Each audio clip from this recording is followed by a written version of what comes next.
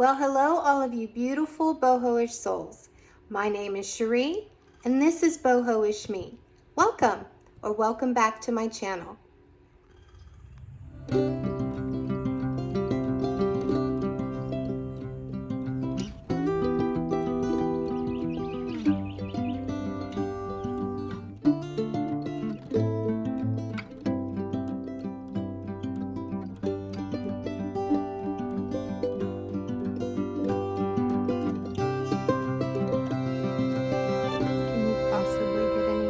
To me? Do you want to go up my nose or something? So I wanted to take a moment and show you how I repurpose an old oversized sweatshirt. It's just a really fun, very quick project to do, and it totally refreshes the look of your sweatshirt. First, what you want to do is turn it inside out like I did, and make sure that the collar is all nice and lined up. And then you're just going to cut a simple wedge out, okay? The bigger the wedge, the deeper the V, the smaller the wedge, the shorter the V. I like it somewhere in the middle. Now what I'm doing is I'm just taking the sleeves and I'm going to cut off the sleeve part, but I'm going to stay inside of that stitch. If I were to cut on the other side of the stitching, it would make it roll up a little more, which is fine, and that looks great, and I've done that too. But I like how it still looks just a little finished. And then I'm just doing it with the next one here. Next, what you're going to do is you're going to do the same thing at the bottom. You're just going to cut off the finished end of your or bottom of your sweatshirt, and you're just going to cut it around.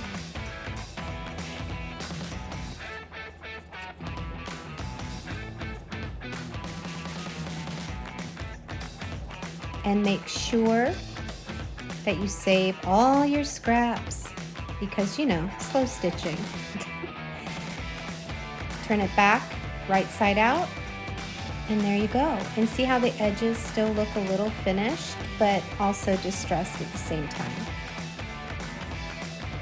I love how this sweatshirt turned out. It's kind of my go-to sweatshirt now. I wear it pretty often. I hope you'll try it and that you liked it too. So I'm just sitting here rocking with Ophelia. How are you doing today, beautiful? Will you sing for me? Oh, that's so beautiful. It's so beautiful. Maybe that's what it is in vintageism. And it's one of those things that are going to be short-lived for some people, and that's okay. It's like boho. Some people would be like, oh, that is so 2016. You know what I'm saying? Yes. But you know what? Then they were never really bohemians. Exactly. You know, I am a bohemian. That's who I am. It's more than just how someone dresses. Because technically, I really don't dress bohemian very often. You think I do? I do. Just saying. Now today, I feel I'm trendy bohemian. You are. That is true.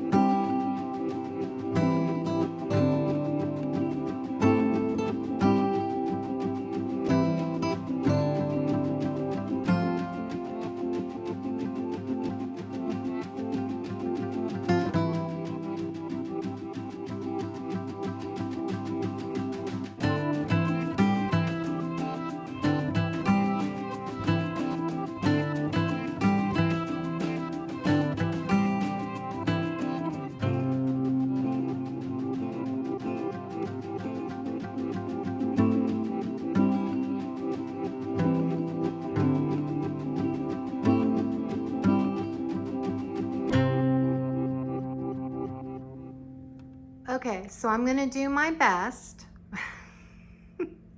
to break down junk journaling for you.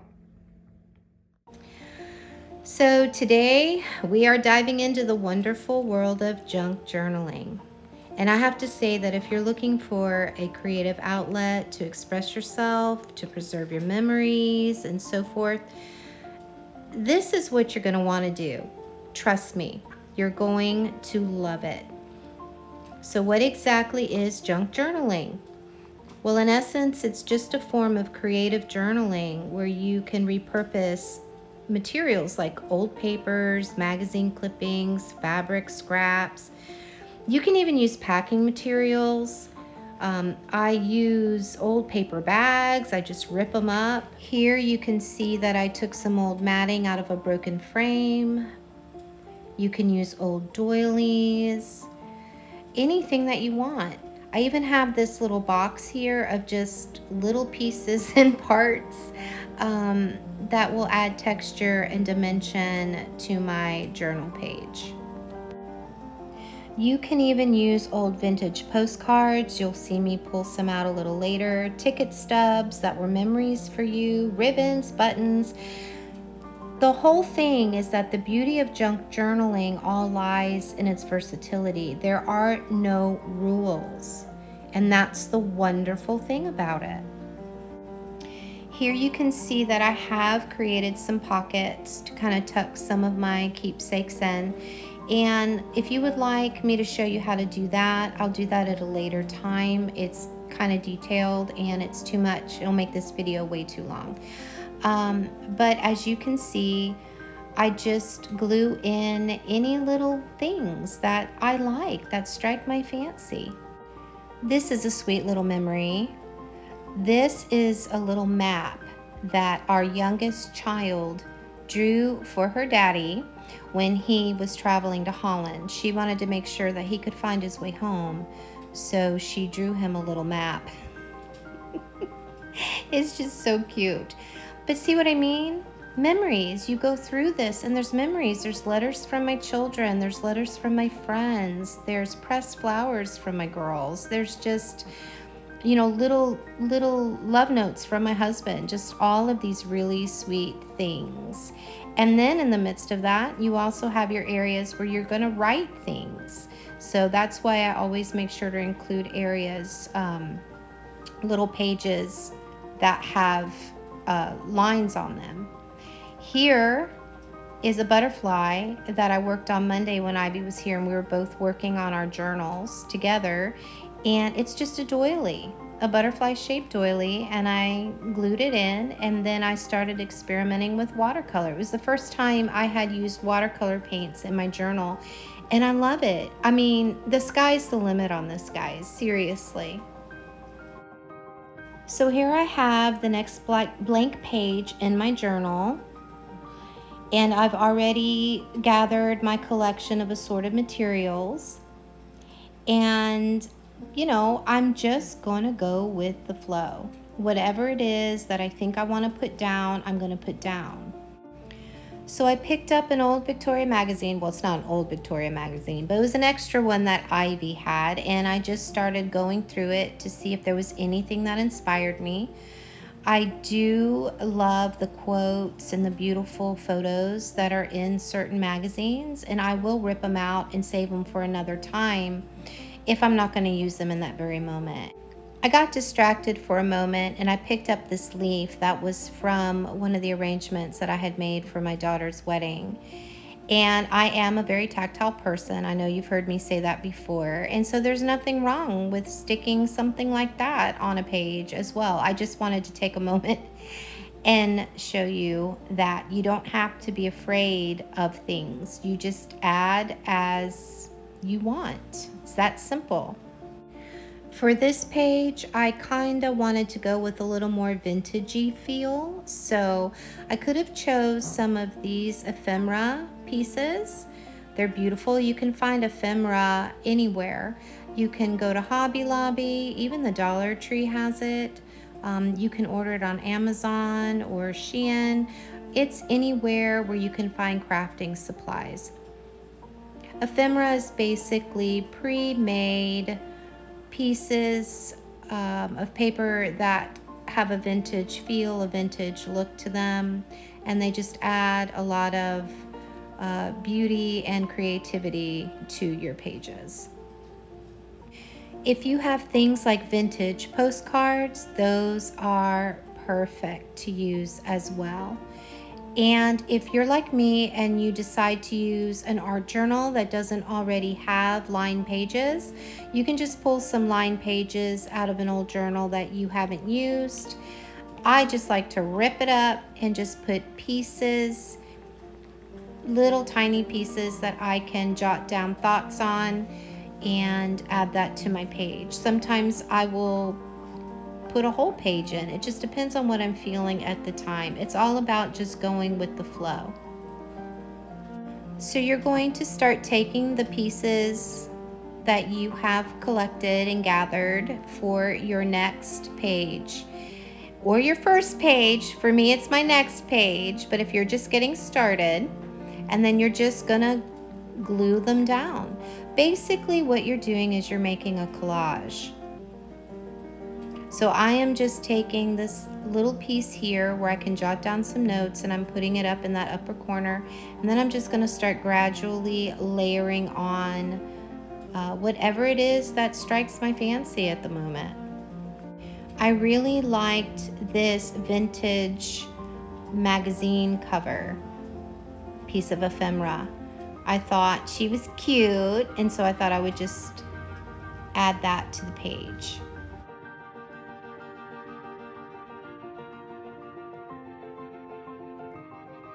Next, I grabbed this little car and glued that down. And as you'll see, you can move things around. If you don't like how it looks, just move it around. It's no big deal. Next, I just took a doily and just tore it up and stuck it down. You will find yourself from time to time, whereas you're doing this, you think, ugh, this is not looking right. And that's okay. Just keep adding and adding and adding, because that's what I went through with this one spread.